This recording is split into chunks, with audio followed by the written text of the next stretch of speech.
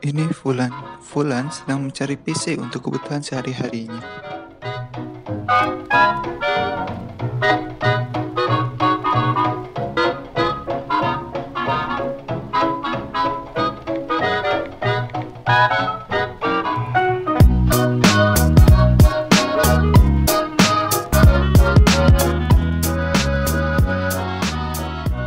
Fulan membutuhkan komputer dengan spek yang mumpuni dan bergaransi dengan budget 10 juta. Fulan pun mencari-cari review di internet dan ia akhirnya dihadapkan dengan 3 pilihan, yakni komputer A, komputer B, dan komputer C. Dari ilustrasi tadi, Fulan ingin membeli komputer dengan budget 10 juta, bergaransi, dan juga memiliki spek mumpuni untuk pekerjaan sehari-hari. Nah, untuk membantu Fulan menentukan komputer pilihannya, mari kita pelajari video berikut ini.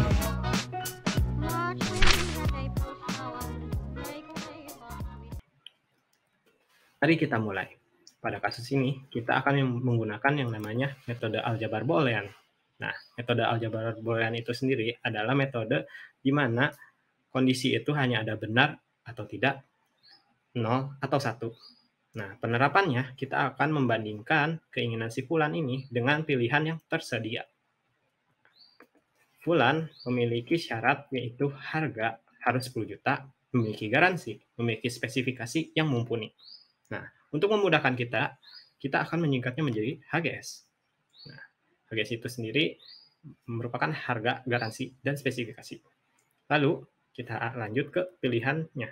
Nah, pilihan dari Fulan itu sendiri ada 3 komputer. Ada komputer A, ada komputer B, ada komputer C. Nah, lalu kita cocokkan nih spesifikasinya. Nah, ketika harga tersebut cocok, maka kita akan menandainya menjadi warna biru. Jika tidak, kita akan menandainya menjadi warna oranye. Lalu setelah itu kita buat singkatan lagi. Singkatannya berupa A. Nah, misalkan sama dengan HGS, yang berarti dia sesuai. Nah, jika tidak sesuai, dia akan ada H kutip.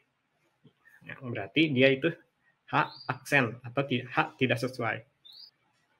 Lalu setelah itu kita akan lanjut ke rumusnya.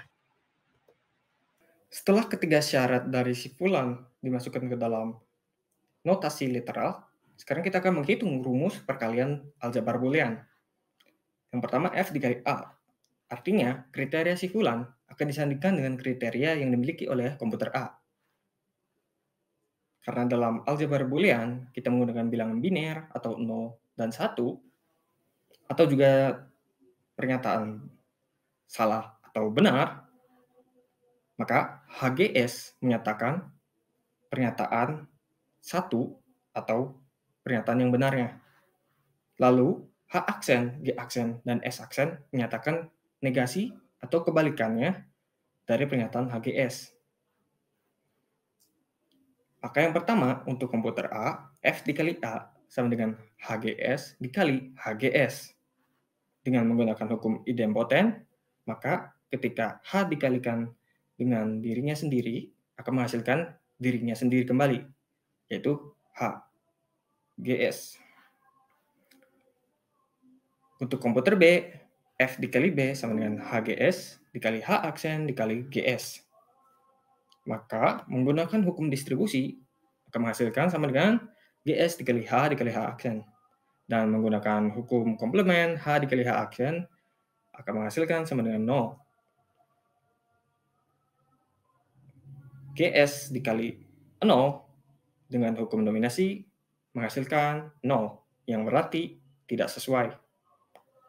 Begitu pula dengan komputer C, F dikali C sama dengan HGS dikali H dikali G aksen dikali S aksen. Akan sama dengan H dikali G dikali G aksen dikali S dikali S aksen menggunakan hukum distribusi, lalu menggunakan hukum komplement dalam kurung G dikali G aksen akan menjadi 0, begitu pula dengan S dikali dengan S aksen akan menghasilkan H dikali 0 dikali 0, yang nantinya menggunakan hukum dominasi akan menghasilkan 0, yaitu tidak sesuai.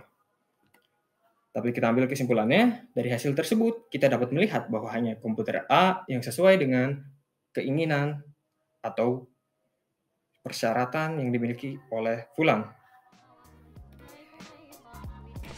Nah, dari video yang telah kita pelajari, kira-kira komputer mana yang akan Fulan pilih? Komputer A, komputer B, komputer C.